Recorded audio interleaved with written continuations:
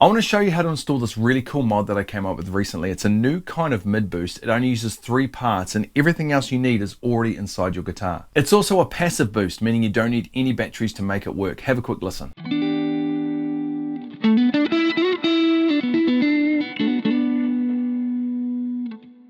And here's the mod.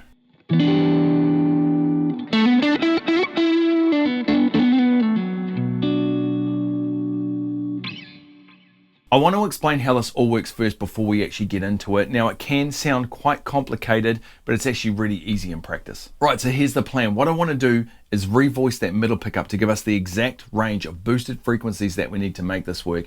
And then I want to combine that revoiced or modified middle pickup in series with the other pickups. To revoice that middle pickup, first we need to shift that pickup's resonant peak. Now, the resonant peak is the naturally boosted frequencies that give each pickup part of its signature sound. If you've watched this channel before, then you'll know if you add capacitors in parallel with a pickup, something really cool happens. Instead of just forming a low pass filter shaving off high end like a tone control, it actually shifts the pickup's resonant peak lower and lower the higher the capacitance. I wanted to get this resonant peak or boosted range of frequencies in the same range as something like an Eric Clapton mid boost, so around that 500 Hertz. Now, taking into account the pickup's inductance, I found that 33 nanofarad got me into that sweet spot, and that value will work really well for most single coil pickups, but you can experiment with whatever values you want to get the sort of results that you want. Next, after shifting that resonant peak, I wanted to move some low end, so we're just left with this boosted low mid hump. So to do that, we need to add a simple high pass filter in the form of a capacitor in series with this middle pickup. If you want to start that high pass filter at the exact same frequency as that resonant peak, then you just use the same value capacitor. So in this case, we're just using a 33 nanofarad again. So the only thing left to do is wire it up so it's switchable and fed in series with those other pickups, which is actually the easy part.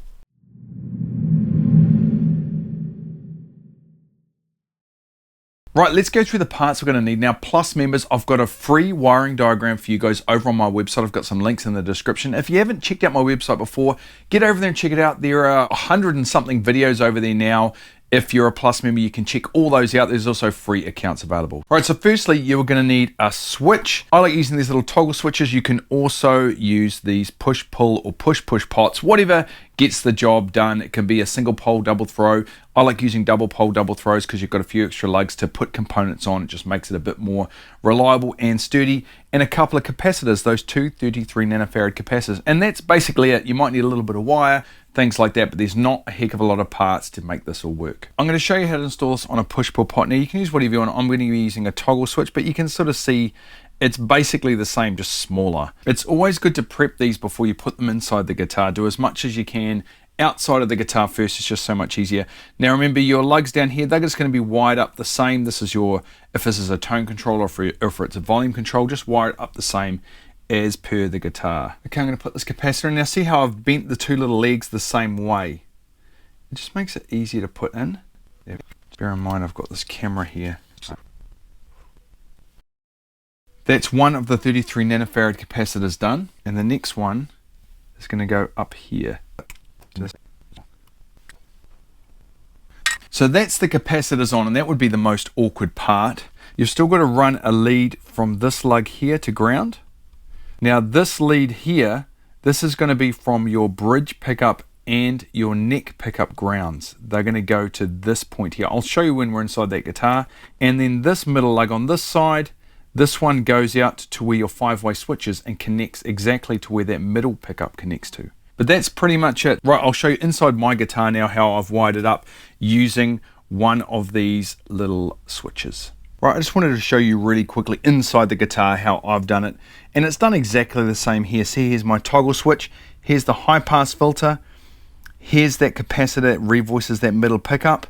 The ground's connected on the other side of that. So it's connected up exactly the same way. So you can use whatever you want to actually make this work. The lugs are and layout are identical to how I showed you on that push-pull pot. So just do it with, I suppose, just have confidence when you do it. Never worry if you mess things up. It just means there's an opportunity for you to go through and try and find the problem, which is actually a really helpful skill in itself.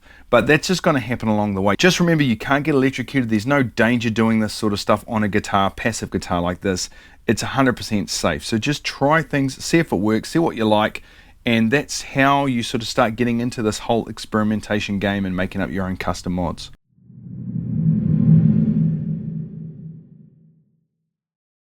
Now we're going to hear how this sounds, but if you like these sort of videos, please hit that like button because it just lets me know that you want me to make more of this type of content. Anyway, let's check out this mod. Okay, so here we are on the neck pickup.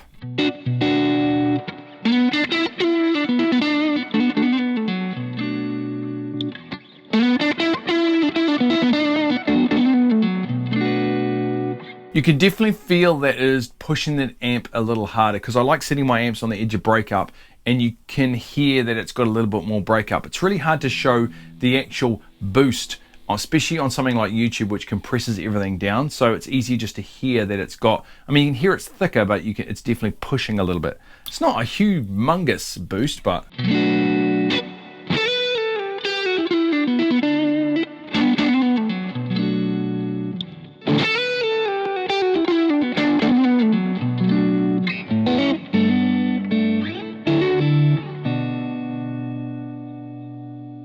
Nice, so that is the neck pickup.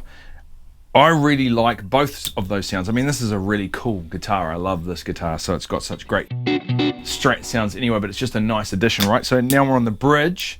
This is with it off. And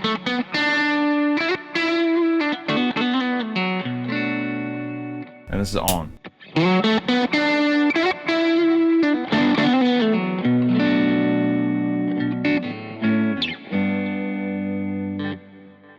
It definitely has a sort of a thicker, slightly meatier sound to that bridge, for sure.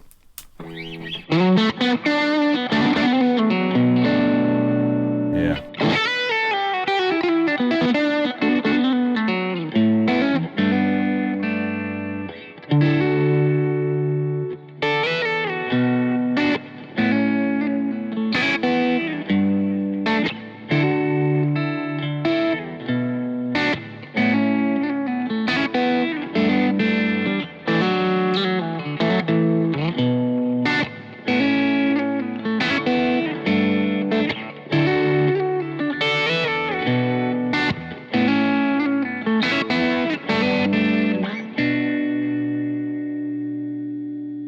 Now, one quick thing to note is that when you do install this mod, the 3 middle positions now become like the voicing of this middle pickup, pretty much.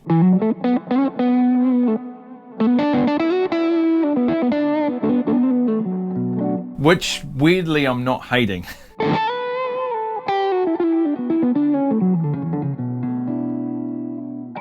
The main thing I want people to know is the concept here. It can be used in so many different ways, and if you had a super switch in here or some different switching configurations, you could have all your normal selections and the boosted added to those neck and bridge. I mostly use neck and bridge anyway. It's really easy with a toggle for me to just flick it off and get this sound back, or else it's going to sound like this the whole time. So it definitely has to be a switchable mod. I bet some people are thinking out there, why not just use an EQ pedal? And you can if you want to, but it's not the same thing. It's not better or worse, it's just different. The thing I like about mods like this is that it's unique to your guitar. Everyone's guitar is a little bit different, the pickup's a little bit different, and how everything responds is just going to be a little bit different. I also like the convenience of having mods inside my guitar because then I don't have to bring an EQ pedal, an extra cable, and a power supply just to get the sound I want. The other thing is you can customize it so you only have this mod applied to one of these pickups. Now, the thing that's cool about that is if you're running an EQ pedal, that means you're going to have to use your EQ pedal at the same time you flick it to that particular pickup. It's just a whole bunch of extra work that I don't need. It's just very convenient having things on board, especially if it's a very important sound to you. I've always been a big believer in getting things right at the source, and that depends on what you're after personally. So if I really like this mod, it's something that I really want in my guitar. I want to have it in my guitar at the source. I don't want any external things to be able to give me that result. The other thing is I just love having secret mods inside my guitar. It's really cool to be able to have extra little mods and switches that are just unique to your instrument. I think it's kind of really appealing. Now, I've just had this really cool idea. It could be a complete failure, but anyway, let's do it anyway. In theory, if we invert the phase of this middle pickup, that should give us a mid cut instead of a mid boost, which I think is going to be really interesting because that can be quite an appealing sound. It could be way too extreme, but anyway, let's open up the guitar, flip those wires around and see if it works. So to reverse the polarity of this middle pickup, you just need to find the middle pickup's wires. We've got a yellow and a black. So the yellow goes here. This is where my switch is connected. right here. This is connects down to the switch for that mod. So the yellow and the black, here's the black from that middle pickup and here's the yellow. They need to be switched around, and that will reverse the phase of this. You would normally do this with some sort of switching or something like that, so you can do it on the fly, but I just want to do it manually just to see if it actually works. But it would be a really cool additional mod to incorporate to this one if it actually works. I mean, you know, we're speculating here.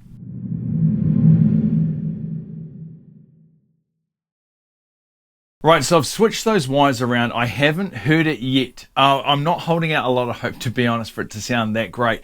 I think it's probably going to cut a little bit too much low end for me, but I just want to see if it worked. And I mean, at least then it's something we know that can be developed from there anyway. So, right, so here's my stock neck sound. Here's it switched on.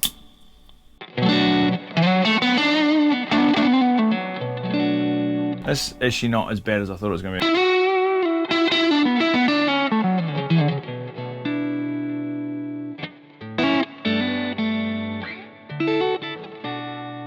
So you could probably play with that high pass filter a little bit. On the bridge, it's just going to be horrid, I think. That's the stock bridge sound. This is with it on.